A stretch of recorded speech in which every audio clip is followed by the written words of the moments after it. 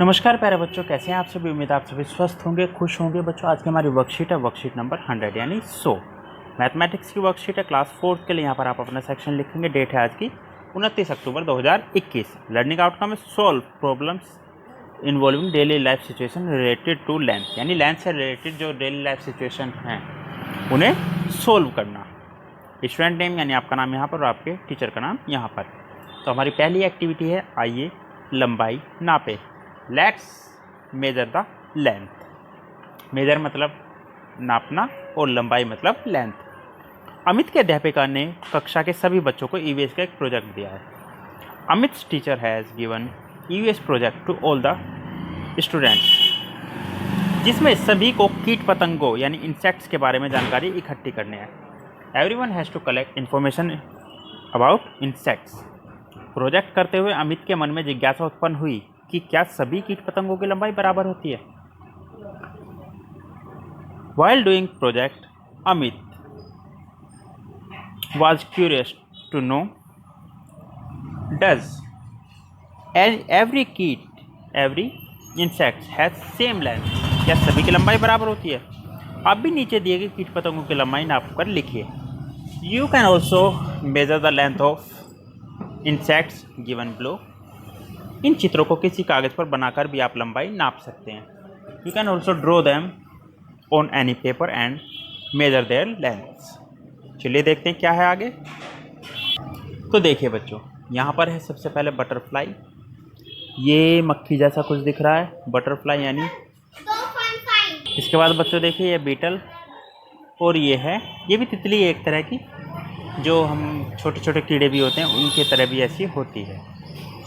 तो इनकी लंबाई नापनी है, यहाँ से लेकर यहाँ तक, यहाँ से लेकर यहाँ तक, यहाँ से लेकर यहाँ तक, और यहाँ से लेकर यहाँ तक। लंबाई जो नापते हैं बच्चों सर से पूंछ या पैर की तरफ नापते हैं, तो इसलिए हम इस तरह से नापेंगे।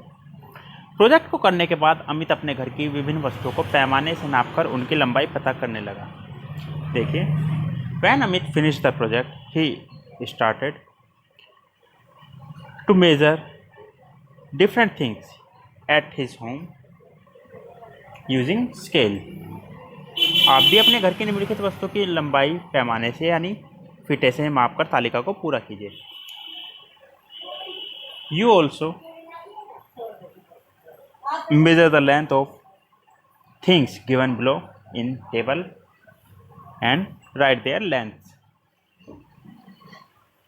तो देखिए बच्चों, क्रम संख्या 1 2 3 4 5 6 1 2 3 4 5 6 थिंग्स है हमारे पास। कंघी यानी कॉम, बिस्किट का पैकेट, 100 रुपीज़ नोट, 100 रुपये का नोट, मोबाइल फ़ोन आपका, गणित की पुस्तक की लंबाई, मैथ्स की आपकी जो बुक है उसकी लेंथ, और आपकी चप्पल यानी योर स्लीपर।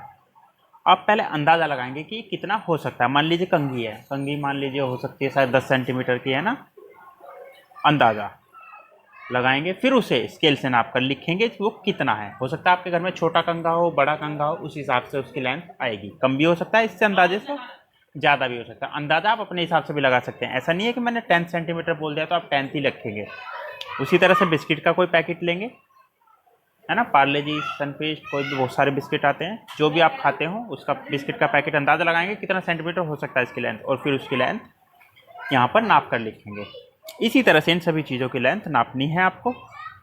अभिभावकों के लिए सुझाव यानी पेरेंट्स के लिए सजेशन है, बच्चों को कीट पतंगों से मिलने वाली उपयोगी वस्तुओं जैसे मधुमक्खी से शहद मिलता है आदि के बारे में बताइए।